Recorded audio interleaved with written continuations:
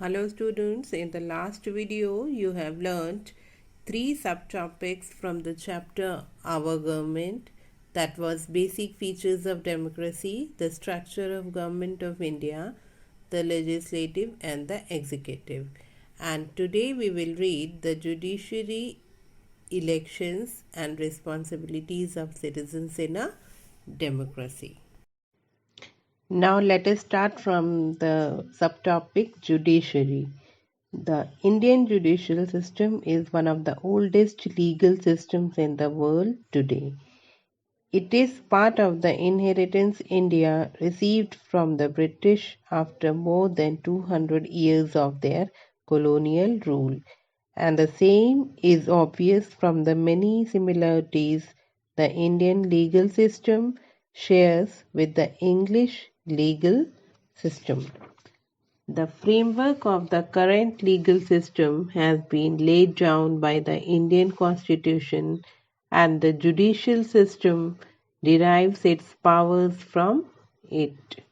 The Supreme Court in New Delhi is the highest court in the country, and its decisions are final. That means if Supreme Court is the final decision taken by the Supreme Court, and the High Court is the highest court in the state. Now, there are some functions of the judiciary. These are responsible for administering the law. Judiciary is responsible for administering the law, and it has the power to interpret the law and make it unconstitutional. So these are the functions of judiciary. Now the next subtopic we have to read is the elections. Now all the Indian citizens above the age of 18 years, irrespective of their caste, creed, religion, gender, are given the right to vote. This you have learned in the previous chapter also, that the adult citizen who is of 18 years are eligible to vote, and this is called the universal adult franchise, and it is based on the concept of one man, one vote. In our country, elections are held every 5 years. The Election Commission of India is accountable for conducting free and fair elections, and it is a 3-member body headed by the Chief Election Commissioner and assisted by 2 election commissioners. All these 3 members are appointed by the President of India. Through elections, people participate and choose their representatives, and voting in election is the best way to make your voice heard.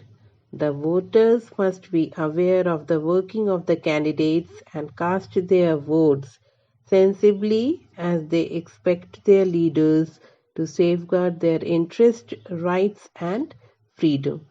Elections require the people to be well educated about the candidates and to have the wisdom to choose the right person to run the country. Otherwise, this can have an adverse effect on the people. So, election is very important, that through which we can choose a right person to run the country. And how it is fought? Elections are fought on party basis.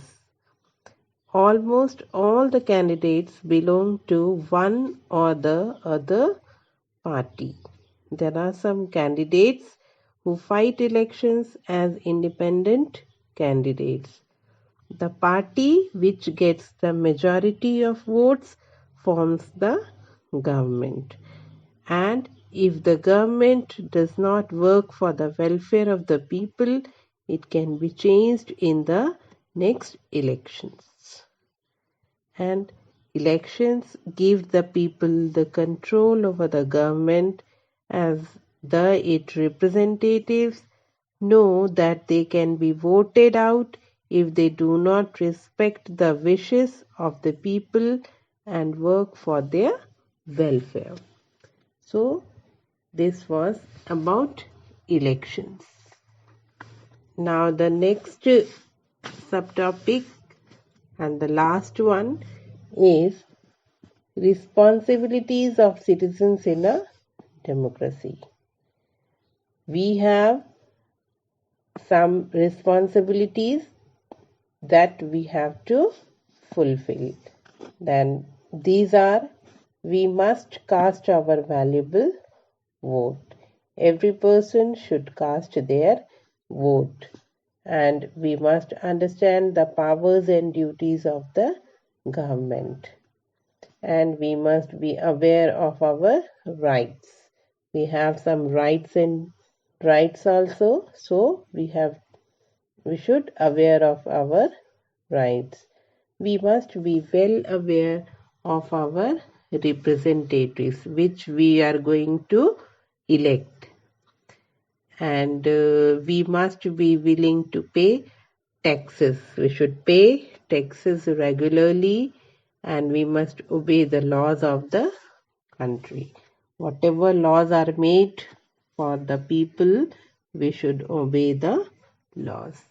So, this was about responsibilities of citizens in a democracy. And here we finished our chapter. So, once again, you read it again, the whole book and the topics, and in you have the classwork of today is that you have to do the exercises. That means the tick the correct option, the fill up the blanks, match the following, and true or false. This you will do in your social studies book. Okay, thank you.